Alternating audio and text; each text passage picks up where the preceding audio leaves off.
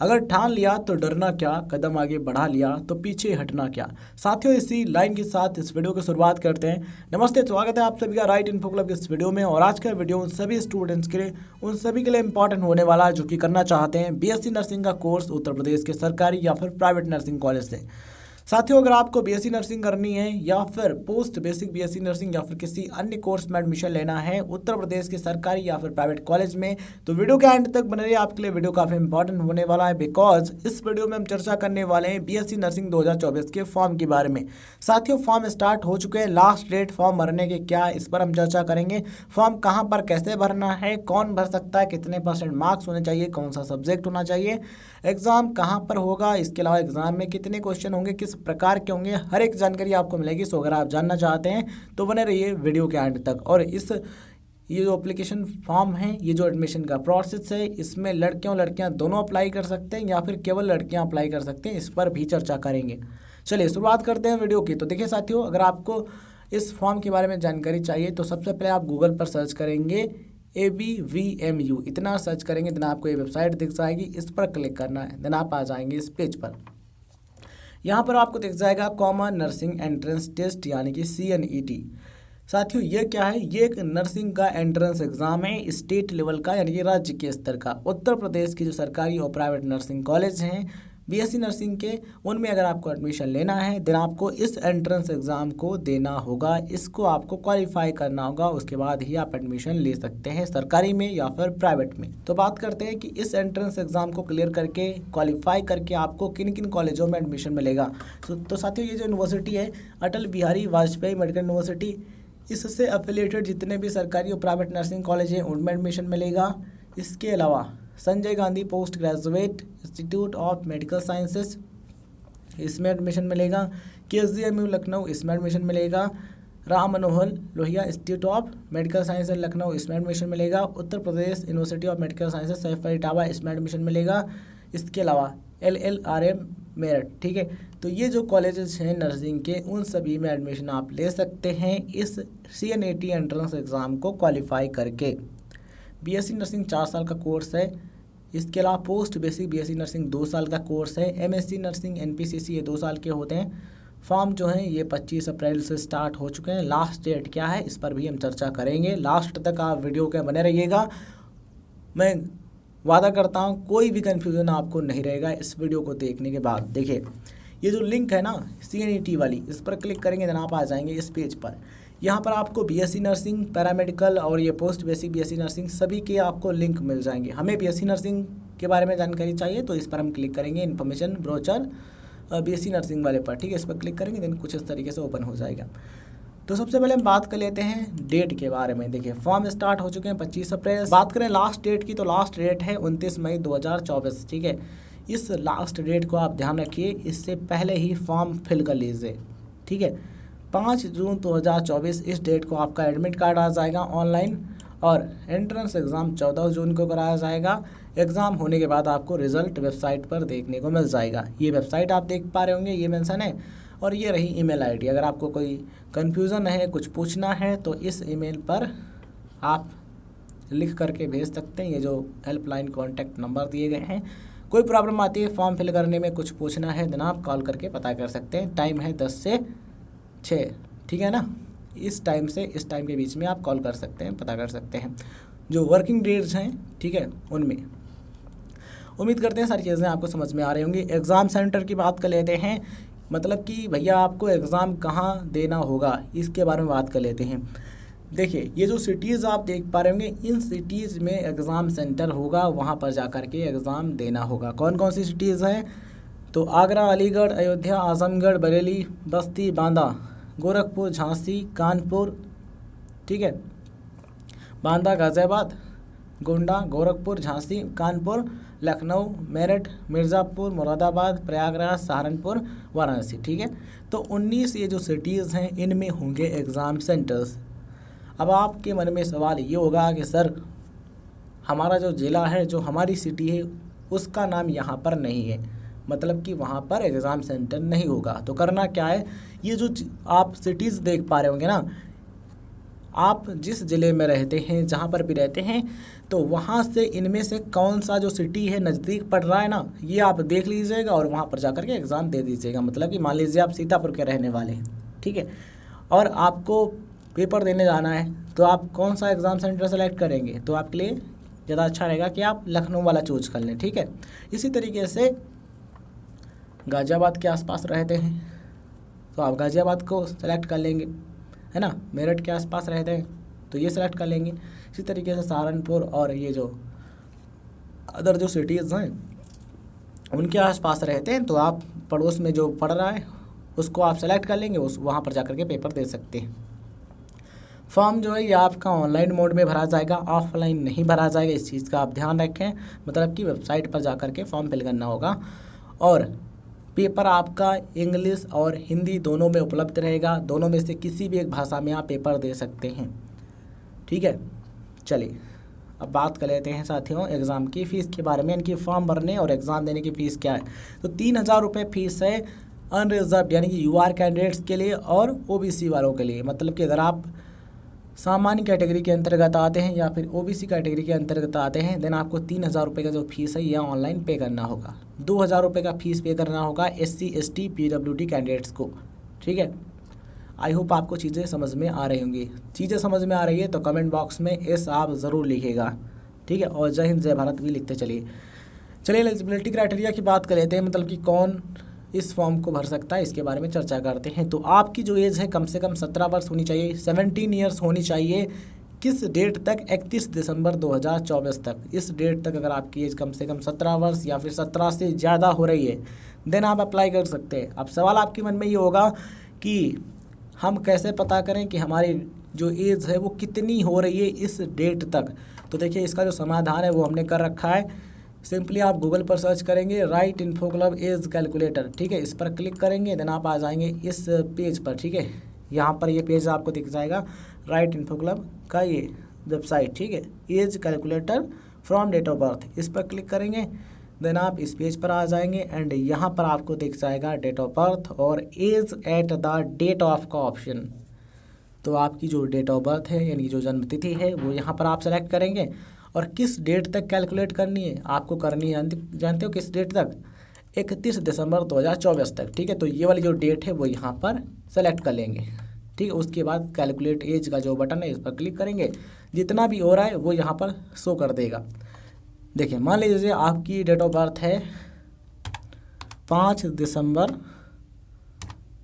2003, ठीक है। ये मान लो आपकी डेट ऑफ बर्थ है, आपकी जितनी भी है वो यहाँ पर आप एंटर करेंगे और यहाँ पर हम कितना लिखेंगे? 31 दिसंबर, ठीक है, 2024। इस डेट तक कैलकुलेट करनी है, हमने सेलेक्ट कर लिया। अब क्या करेंगे? कैलकुलेट एज का बटन है इस पर क्लिक करेंगे। आप यहाँ पर देख पा रहे हैं बिल्कुल क्लियर शो हो रही है ना, कितनी हो रही है? 21 वर्ष, 21 ईयर्स 0 मंथ्स एंड 26 डेज। तो जितने महीने, जितने वर्ष और जितने दिन हो रही है आपकी एज वो यहाँ पर मेंशन मतलब यहाँ पर आपको दिखने लगेगी, ठीक है। तो इस तरीके से आप चेक कर सकते हैं। इसका जो लिंक है डिस्क्रिप्शन बॉक्स में मिल जाएगा या फिर आप गूगल पर सर्च करके भी इस पेज तक आ सकते हैं। अपनी एज को बहुत ही आसानी से कैलकुलेट कर सकते हैं, ठीक है। चलिए अन्य चीज़ों पर बात कर लेते हैं। कितना परसेंटेज आपका होना चाहिए किन किन विषयों में और कौन कौन से विषय आपके होने चाहिए। देखिए साथियों यहाँ पर जो मेन सब्जेक्ट होते हैं नर्सिंग के लिए वो होते हैं फिजिक्स, केमिस्ट्री, बायोलॉजी और अंग्रेज़ी। 10+2 यानी कि 12वीं यानी कि इंटर या फिर कहें आपने 12th किया है, 12th के समकक्ष परीक्षा पास किए साइंस स्ट्रीम में फिजिक्स, केमिस्ट्री, बायोलॉजी और अंग्रेजी, मतलब कि भौतिक विज्ञान, रसायन विज्ञान, जीव विज्ञान और अंग्रेजी, इन विषयों के साथ में आपने पास किए देन आप अप्लाई कर सकते हैं। कितने % मार्क्स होने चाहिए इस चीज़ को आप बहुत ध्यान से सुनिएगा।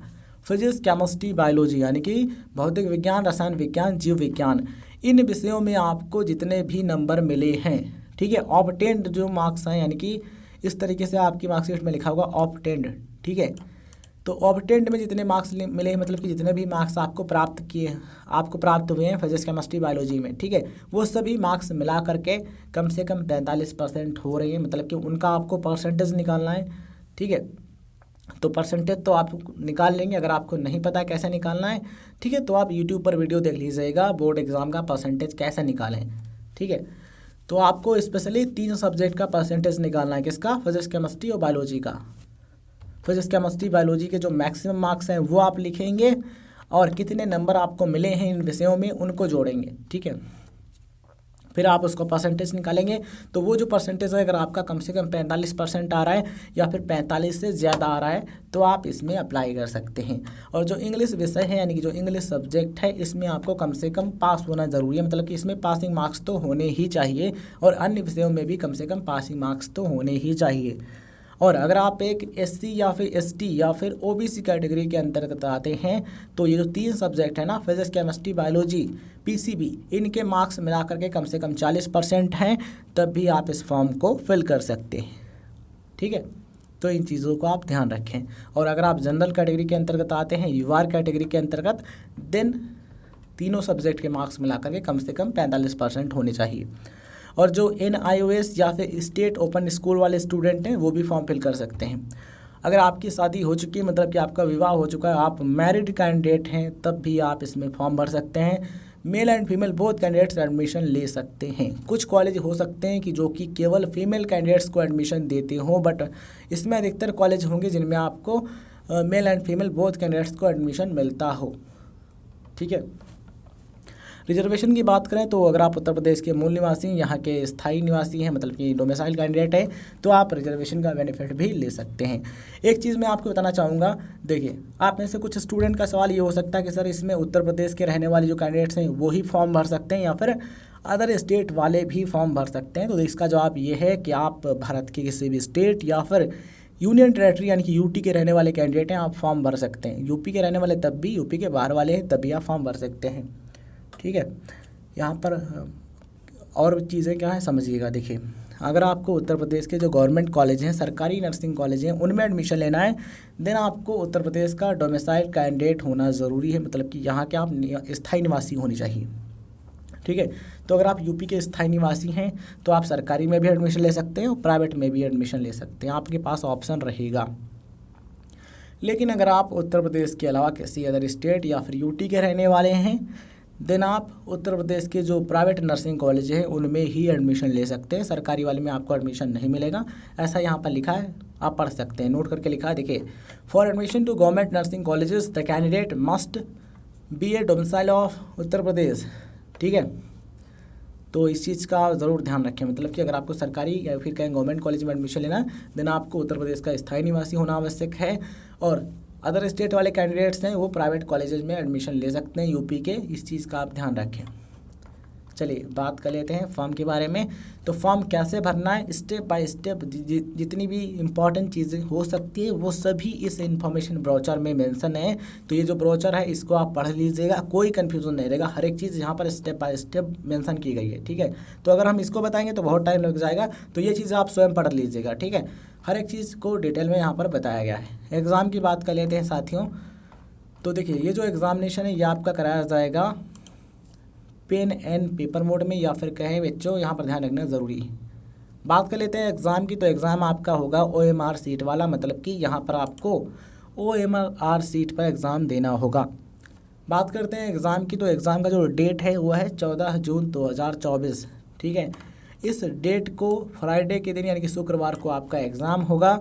टाइम रहेगा 11 से 2:20, मतलब कि इस समय से इस समय के बीच में आपका एग्ज़ामिनेशन कराया जाएगा, ठीक है।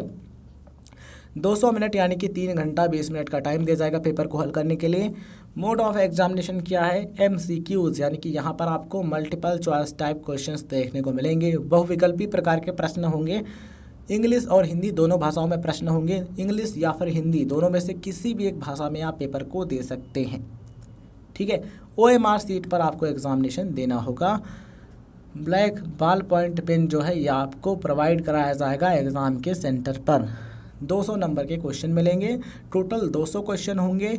और अगर आप एक क्वेश्चन का सही उत्तर देते हैं तो आपको 1 नंबर मिलेगा। और इसमें सबसे बढ़िया चीज़ ये है कि नेगेटिव मार्किंग नहीं है, there is no negative marking. अगर आप एक क्वेश्चन गलत करते हैं तो उसका नंबर नहीं मिलेगा, लेकिन माइनस का आपको नहीं मिलेगा, ठीक है। तो सबसे बढ़िया चीज़ है, नेगेटिव नहीं है। तो अगर आप तुक्का लगाना चाहें, आपको लगता है कि इसका ये वाला सही हो सकता है, तो आप लगा सकते हैं, कोई टेंशन नहीं होगी। ठीक है, तो कोई टेंशन आपको नहीं लेना है, और डेफिनेटली अगर आप चीज़ें सही करेंगे तो रिज़ल्ट आपका बहुत अच्छा आएगा। मीडियम ऑफ एग्जामिनेशन की हमने बात कर ली कि हिंदी और अंग्रेजी दोनों भाषाओं में पेपर होगा, दोनों में से किसी भी एक भाषा में पेपर दे सकते हैं। नर्सिंग एप्टीट्यूड से आपके 20% यानी 20% क्वेश्चन होंगे, मतलब कि 40 नंबर के 40 क्वेश्चन होंगे। फिजिक्स भौतिक विज्ञान से 40 नंबर के 40 क्वेश्चन, केमिस्ट्री या रसायन विज्ञान के 40 नंबर के 40 क्वेश्चन होंगे, और बायोलॉजी के 40 नंबर के 40 क्वेश्चन, अंग्रेजी यानी कि इंग्लिश के 40 नंबर के 40 क्वेश्चन होंगे। इस तरीके से टोटल क्वेश्चन हो जाते हैं 200, टोटल नंबर हो जाते हैं 200 यानी कि 200। मिनिमम क्वालिफाइंग मार्क्स क्या है, तो यहाँ पर आप देख पा रहे होंगे 50वां जो परसेंटाइल है जनरल कैटेगरी कैंडिडेट्स के लिए है, मतलब कि अगर आपका इतना आ जाता है कम से कम, देन आप एग्ज़ाम को क्वालिफाई माने जाएंगे। जनरल PWD इस कैटेगरी के अंतर्गत आते हैं, देन 45वां, और SC ST OBC 40वां। ठीक है, तो ये क्वालिफाइंग है, आप इनको देख लीजिएगा। एग्ज़ाम का जो सेंटर है वहाँ पर आपको 2 घंटे पहले पहुँचना है, तो 11 बजे आपका एग्ज़ाम स्टार्ट होगा, तो हर हालत में आपको 9 बजे तक पहुँच जाना है एग्ज़ाम के सेंटर पर। थोड़ा सा पहले ही आप पहुँचिएगा, ज़्यादा अच्छा रहेगा। ठीक है, क्योंकि जो मैंडेटरी जो प्रोसेस रहेगा उसमें टाइम लगेगा, बायोमेट्रिक जो कैप्चर करने का प्रोसेस है ये और भी हो सकता है। ठीक है, तो ये सारी चीज़ें हैं वो आप ध्यान रखिएगा। उम्मीद करते हैं हर एक चीज़ आपको समझ में आ गई होगी। अब आपको केवल एक चीज़ और समझनी है। देखिए, एक चीज़ और आपको बता देते हैं, अगर आपने अभी तक किसी भी एडमिशन के प्रोसेस में पार्टिसिपेट नहीं किया है तो आपको शायद जानकारी नहीं होगी। ये जो एग्ज़ाम है ना, इसको क्वालिफाई करने के बाद आपको काउंसलिंग के प्रोसेस में अप्लाई करना होगा। काउंसलिंग के प्रोसेस में आपको कॉलेज फिल करना होगा, और कॉलेज जो है जो आपको मिलेगा, आप उस कॉलेज में एडमिशन लेना चाहते हैं तो वहाँ पर आप जाएंगे और वहाँ पर अपने जो डॉक्यूमेंट हैं उनको वेरीफाई करवाएंगे, उसके बाद आपका एडमिशन हो जाएगा। ठीक है, अब बात कर लेते हैं कि रजिस्ट्रेशन आपको कहाँ करना है। देखिए, ये जो वेबसाइट है ना CNET वाली, इस लिंक पर क्लिक करेंगे, इस पेज पर आएंगे और यहाँ पर आपको रजिस्टर और लॉगिन 2 ऑप्शन दिख रहे हैं। तो सबसे पहले आपको रजिस्टर, इस पर क्लिक करना है। क्लिक करके यहाँ जो जितनी भी जानकारी दी गई इसको पढ़ा लेना है। फिर यहाँ पर अपना कोर्स चूज करना है, तो ये BSc नर्सिंग 4 ईयर्स सेलेक्ट है, यही करना है ना, तो ये ऐसे रहने देंगे। First name, last name, middle name, mother name, जितनी भी जानकारी ये आप यहाँ पर फिल कर लेंगे। मोबाइल नंबर और ईमेल ID वो मेंशन करनी है जो आपके पास हो और एक्टिव हो। ठीक है, और पासवर्ड जब आप बनाएंगे तो वो जो पासवर्ड है वो आप अपने पास लिख करके नोट करके रख लेंगे, जिससे आपको लॉगिन करने में कोई दिक्कत ना हो। ठीक है, तो डिटेल भर के लॉगिन कर सकते हैं। तो चलिए इस वीडियो को यहाँ पर एंड करते हैं, मिलते हैं किसी नए वीडियो में।